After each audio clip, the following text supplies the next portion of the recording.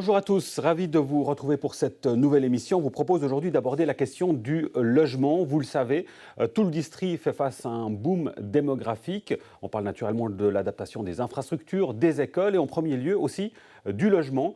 Eh bien, on va en parler avec deux municipales en charge du logement précisément dans deux des plus grandes villes du district, Gland et Nyons. Avec nous, on débute avec Isabelle Monet. Bonjour. Bonjour. Vous êtes municipale en charge du logement à Gland. Vous organisez le 21 novembre un événement au Théâtre de Grandchamp, un forum sur le logement. Le titre, c'est Logement, quelle solution pour la région? On y viendra dans quelques instants. Et à vos côtés, c'est Stéphanie Schmutz. Bonjour à vous. Bonjour. Municipale en charge du logement à Nyons. Alors du côté de Nyons, il y a un référendum qui va arriver sur le quartier de la Ciotat. On va y revenir également. Mais j'aimerais d'abord, mesdames, vous demander finalement, allez, si on a une baguette magique et qu'on oublie tous ces référendums, tous ces blocages, vous avez une baguette magique et vous pouvez finalement délivrer votre vision de votre ville en termes de logement. Isabelle Monet, à quoi ressemble dans votre tête Gland dans 20 ans? Je vous remercie de me donner la baguette magique parce que je pense qu'elle est fort utile. Mais si je suis un petit peu utopiste, pour moi, le logement, c'est que chaque habitant soit bien chez soi, que chaque habitant puisse trouver un logement le jour où la famille s'agrandit ou bien le jour où les enfants s'en vont. C'est un peu un équilibre qu'on doit trouver au niveau d'une ville. Et puis en même temps, c'est aussi un équilibre au niveau financier parce qu'il est important d'avoir quand même des contribuables qui rapportent quelque chose à notre ville.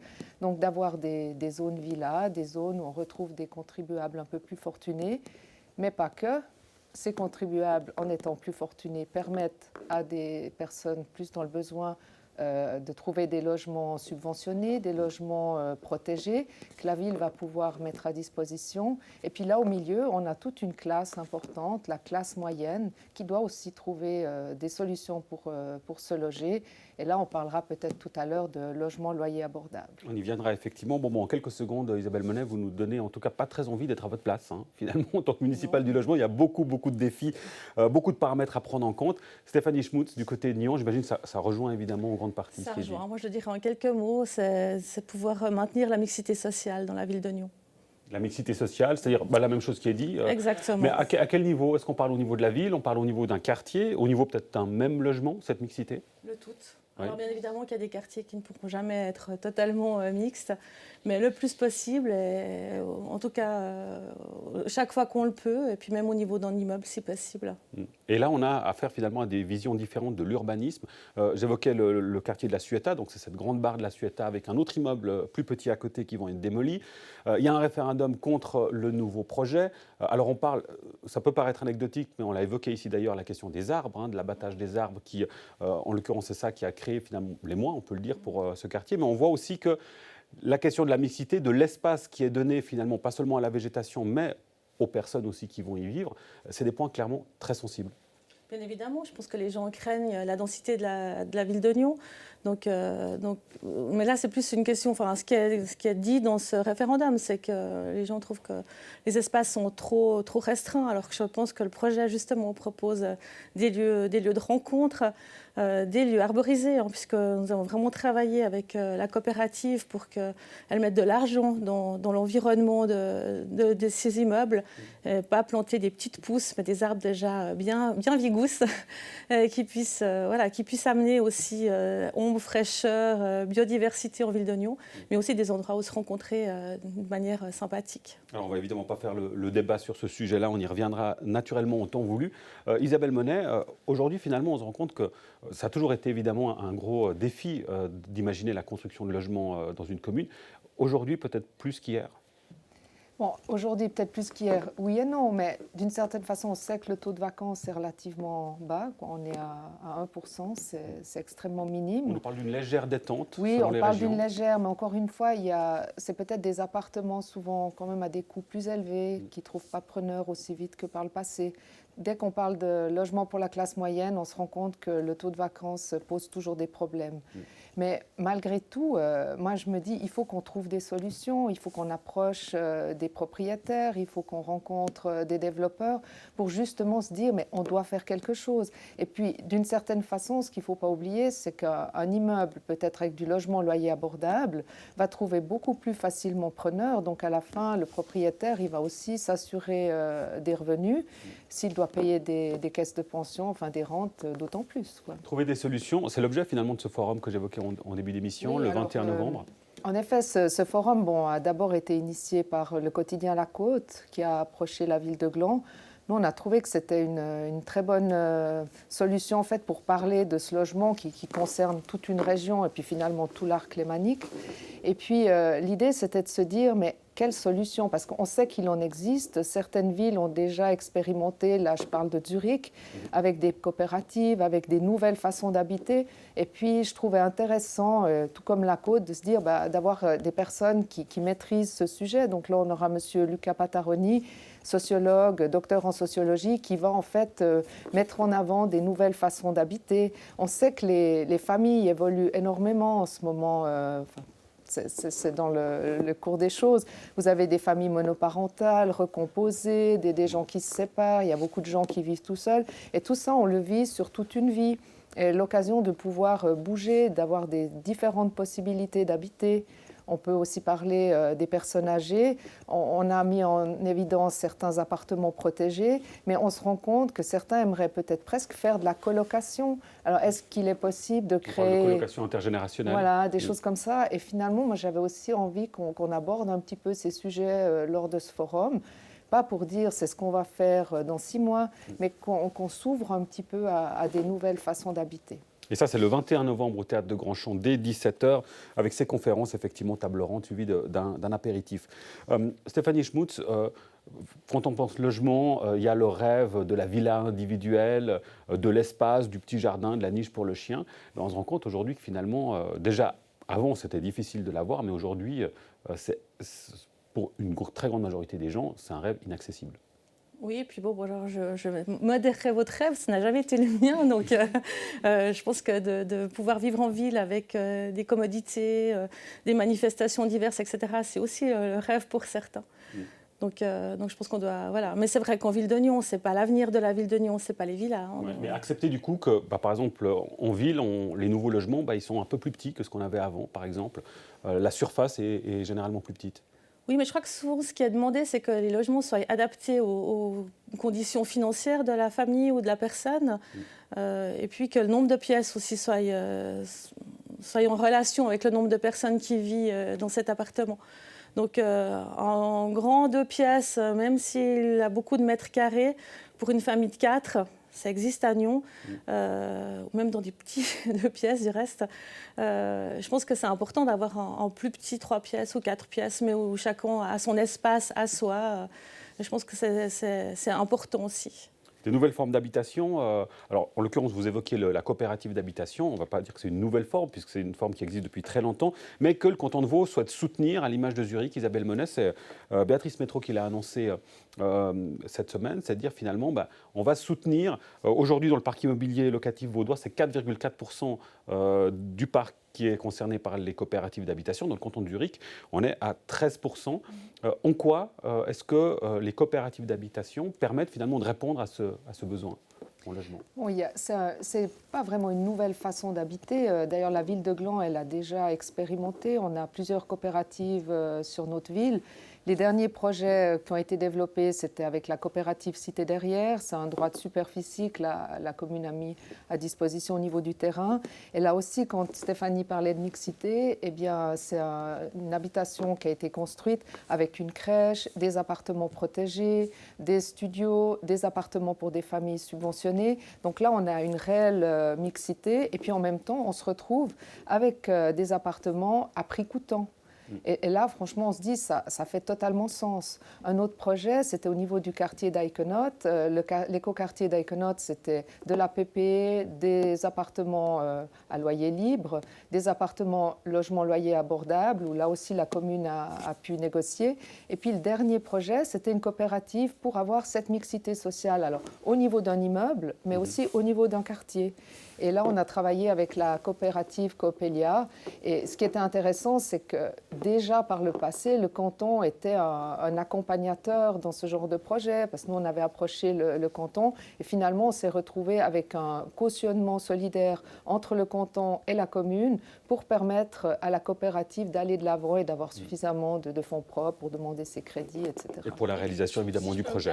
Par rapport à la coopérative, l'avantage, c'est que, parce qu'on arrive à avoir des logements d'utilité publique, à loyer modéré, abordable, avec des privés. On a bien réussi, par exemple, avec les Jardins du Couchon, où plus de 25% des logements font partie de ces catégories-là. Donc on arrive, pardonnez-moi, à convaincre quand même des promoteurs privés. On arrive à convaincre. Alors, on négocie, on négocie des mètres carrés supplémentaires, une peu plus grande densification du quartier, mais on y arrive. Simplement, ces logements rentrent dans cette catégorie pour un certain laps de temps. Et puis ensuite, on espère que le jeu, que ça va continuer, ces appartements vont continuer à rester dans cette catégorie. Mais on n'a aucune garantie. Ouais. Alors qu'avec des coopératives, on est sûr que sur le long terme, puisque il n'y a pas de spéculation sur ces appartements, on est sûr qu'à long terme, ces appartements resteront dans des catégories bon marché. Et c'est ça qui fait la différence aussi avec des PPE, par exemple, parce que si on devait résumer brièvement, coopérative PPE, quelle est la différence, Stéphanie Schmutz? Alors PPE, en général, on parle de logements à vendre, alors qu'une coopérative, on parle de... Enfin, alors on peut aussi, il y a des coopératives de propriétaires, mais ça, on intervient pour l'instant, en tout cas pas. Oui. On parle de coopératives de locataires, donc il y a vraiment là une forte différence. Mais oui, la différence, c'est que ces logements vont rester pour toute leur durée de vie dans des catégories d'utilité publique. L'enjeu, on l'a dit, c'est évidemment aussi les loyers abordables. Alors c'est une solution parmi d'autres, ces coopératives d'habitation. Il y a une initiative, Isabelle Monet, sur laquelle on va voter, c'est en février, le 9 février, l'initiative de l'ASLOCA, davantage de logements abordables, qui demande qu'au moins 10% des nouveaux logements soient déclarés d'utilité publique. Est-ce que ce genre de solution politique fait écho chez vous? Oui, parce que en fait, 10%, j'estime qu'on peut aller même plus haut. On a vu au niveau de la ville de Gland, par exemple au niveau du quartier de la Combat, on est à 20% d'appartements, logements, loyers abordables. Lorsqu'on a un propriétaire, maintenant on essaye même de voir de quelle façon on peut aborder des propriétaires privés. On s'est rendu compte très souvent des gens qui avaient une maison sur un terrain qui est devenu en moyenne densité. Un jour ou l'autre, malheureusement, décèdent. Les enfants veulent pas habiter la maison et puis ils choisissent d'en faire un bâtiment à 9, 10, 12 appartements. Et là, on se dit, on pourrait aussi peut-être les approcher en leur disant, OK, vous avez un petit peu plus de densité, mais en même temps, vous faites des logements loyers abordables. Mais malgré tout, je pense que ce qui est le plus important, c'est de se dire, oui, on construit, mais il faut donner toute la chance à la construction pour que les gens s'y sentent le mieux possible. Je pense que Stéphanie sera tout à fait d'accord avec moi. Il faut qu'on amène de la vie dans les quartiers. Et ça, je pense que la commune, les sociétés locales, les associations, elles ont un rôle à jouer. Et puis, je trouve que les propriétaires, ils doivent mettre à disposition des salles. Ça peut être une salle communautaire où on sait que les gens vont pouvoir se rencontrer. Il faut qu'il y ait des espaces à l'extérieur où les gens peuvent aller s'asseoir. Donc, ça veut dire on va mettre des bancs.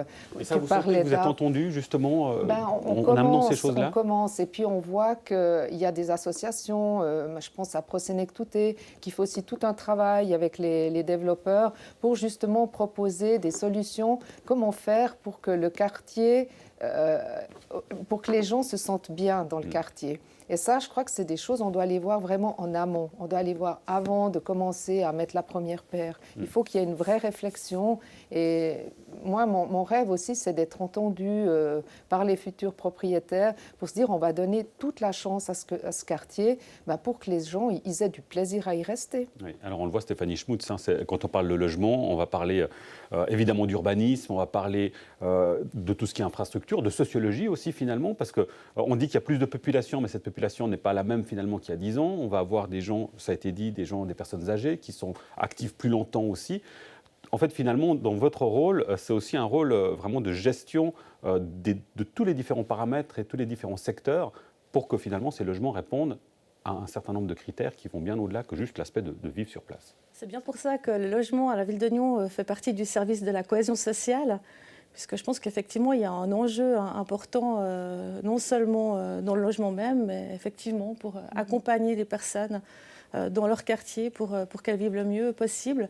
Et c'est vrai que moi, je pense que les villes d'importance maintenant développent des partenariats avec des associations, créent des associations de quartier, créent des locaux de quartier pour que les gens aient l'occasion de se rencontrer.